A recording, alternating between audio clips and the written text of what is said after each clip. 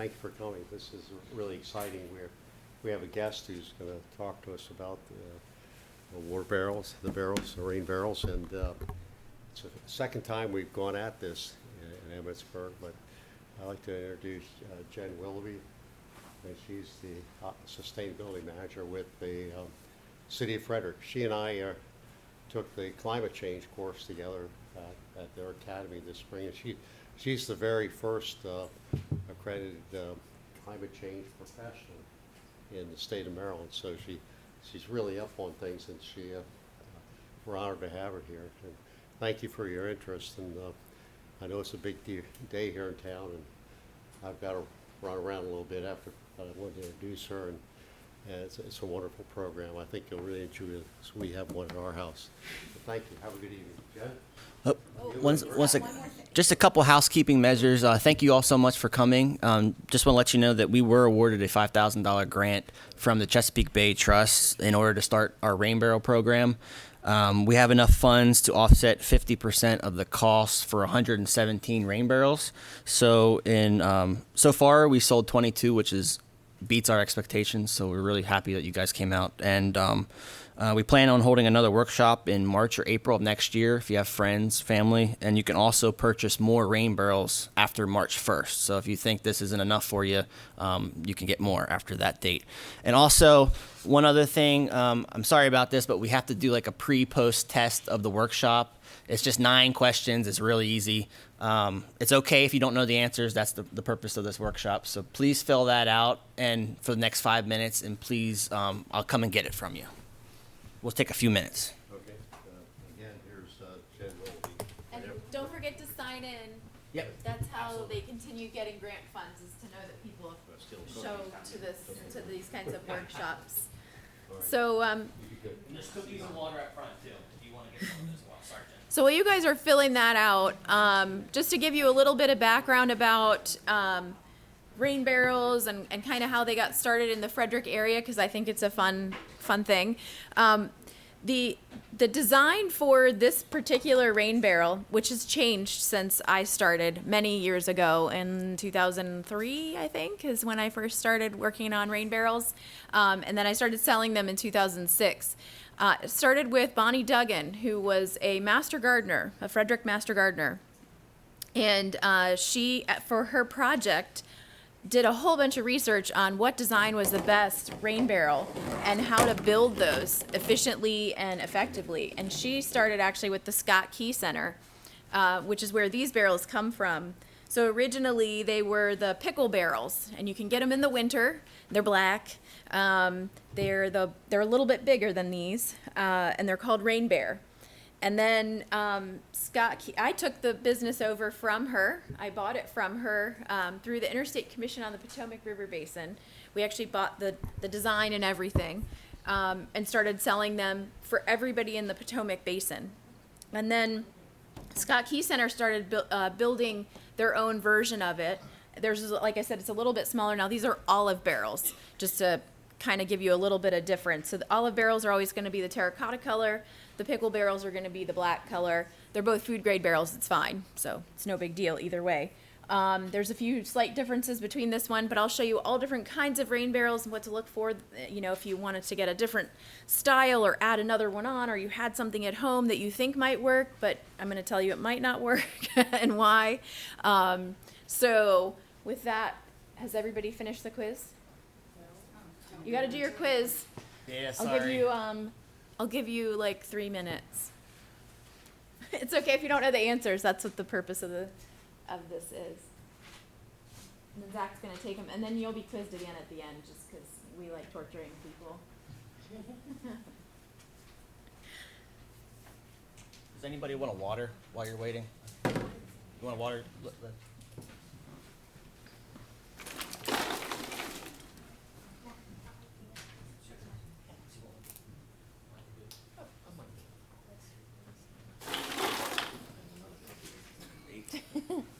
Water's over there.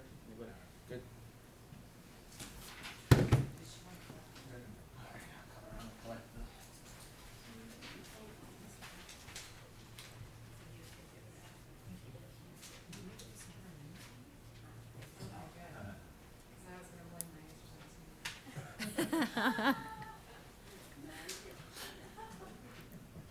There are no wrong answers yet. There will be at the end.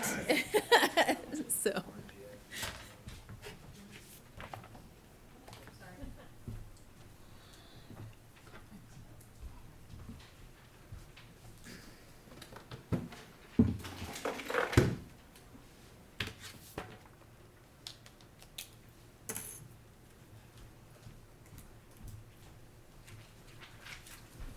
Thank you.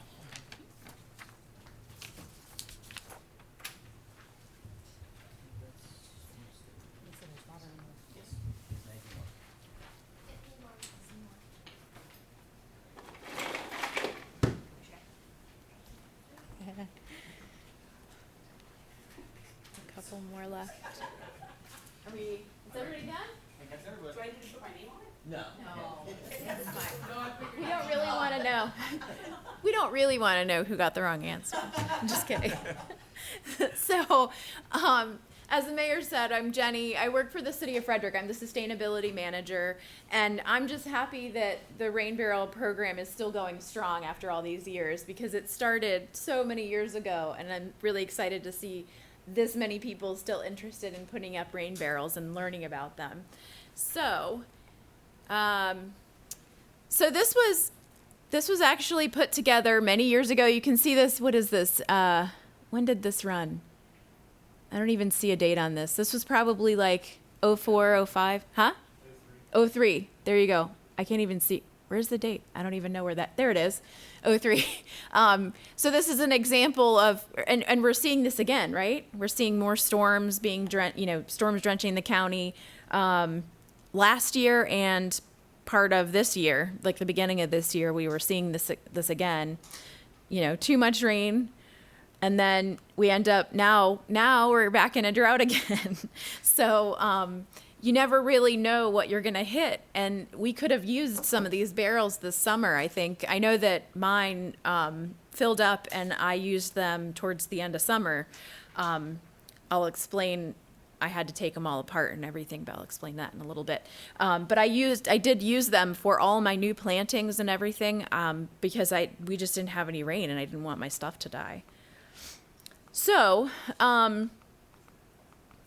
rain is a different water source. I'm not going to say it's a new water source. It's a different water source, meaning it is not groundwater and it is not your tap water. It's not seawater. It's completely different. So it goes up and, the water cycle changes it. It takes it up into the atmosphere and then it rains down. It's free of the chemicals. It doesn't have a lot of, it's not like hard. If you get are any of you on well water? Nobody's on, you're on well water.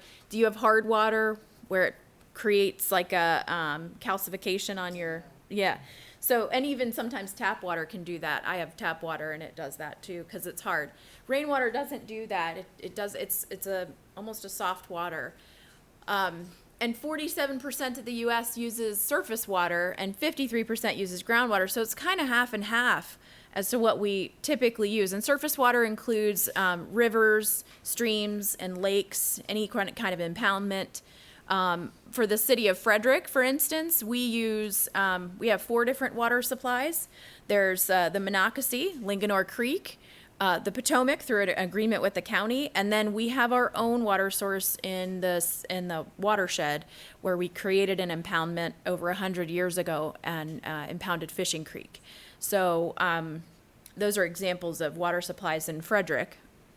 And rainwater hasn't made it yet to either one. It hasn't fallen yet and become either one. So we can reduce our dependence on treated or well water for landscape use, of course, because you're taking it before it even has a chance to soak through and make it into your groundwater and become, well water, or before it even has a chance to get to the streams.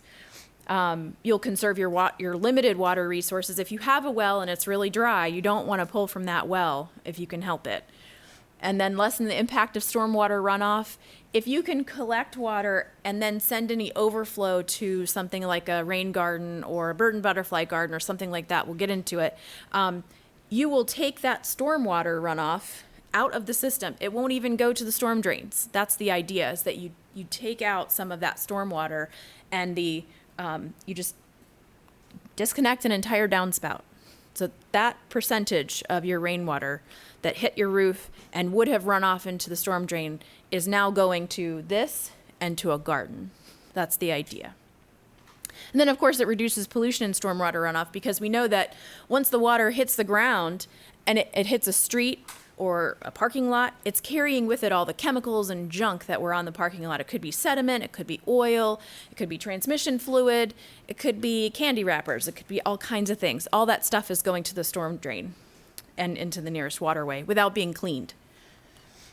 So rainwater harvesting, and I just want to preface this with saying not every place, not every state legally allows rainwater collection. Some states do not allow it. They declare that the rainwater is owned by the state. Colorado is a good example of that. So you can't, it's illegal to harvest rainwater because that belongs to the state. It's a first in time, first in right situation legally for their water supply. Now for Maryland, we are riparian law. So that means that everyone has use of the waterway. So it's a different way of thinking. So rainwater contains no dissolved minerals or added chemicals, which is why if you wash your hair in rainwater, you'll notice your hair is really soft. I used to have very, very long hair, and I would wash my hair off the deck in my rainwater because I liked it. I liked the way that my hair felt. Collected rainwater tides plants over, of course. If you have a garden and you don't want to keep replanting your garden every year because your plants die, this will help tide them over. And of course, during times of adequate or excessive rainfall, the captured rainwater doesn't contribute to stormwater runoff problems, as long as you have a great place for the overflow from this to go. We'll get into that in a minute too. So legally, I'm going to tell you all of this for your benefit, actually, not for mine. It's not intended to be specific advice for installation for any particular home or building. You're going to have to figure that out for yourself because everybody's downspout system is different. So I'm just going to give you some ideas about how to do it. Safety is your responsibility once you take this thing home, and you have to comply with all laws, codes, covenants.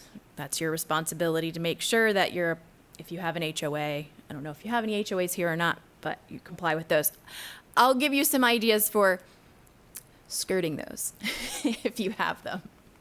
So all you need is a roof, a downspout, a rain barrel, and of course some rain. And the roof catches the rain, it goes into the gutter and downspouts and then goes into this guy. So here's how you figure out how much you can capture. So an inch of rainfall on 1,000 square feet of surface is 623 gallons of water. So over the course of the season, which is April through October, a barrel can save about 1,400 gallons of water. Now, I want to ask you, do you know how many gallons this thing is? It's about 60. So it'll hold about 50 before it gets to the overflow, right? So what are you going to do with the other 500 gallons of water in a 1-inch rainstorm? That's what I want you to be thinking about. When you're sitting there and you're in your mind, like, oh, I'm going to have all this water. That's really great. But then you have another 500 gallons for our 1-inch rainstorms that we frequently have now. What are we going to do with that extra water? So to be thinking about that throughout this program. So how much rain on that 750 square foot surface would fill one barrel? Just 1/8 of an inch of rain. That's all you need to fill this barrel. It's not a lot of rain. Yesterday's rain would have filled it and then some. You'd had overflow. Here's the calculations. Some really awesome engineer did this because I don't know how to do this. So anyway, tells you how many inches of rainfall and your yield in gallons, and then the square feet of flat area. So if you have 1,000 square feet and you only have 1/8 of an inch, look, you have 78 gallons. See that at the bottom? So that's how you can kind of figure it out. If you have 3 inches of rainfall, like we did last year in one event, you'd have almost 1,900 gallons on 1,000 square foot roof. So again, I'm not asking you what you're going to do with the rest of the water because you can only fit 60 in here. So of course it's possible to have too much of a good thing. So this is,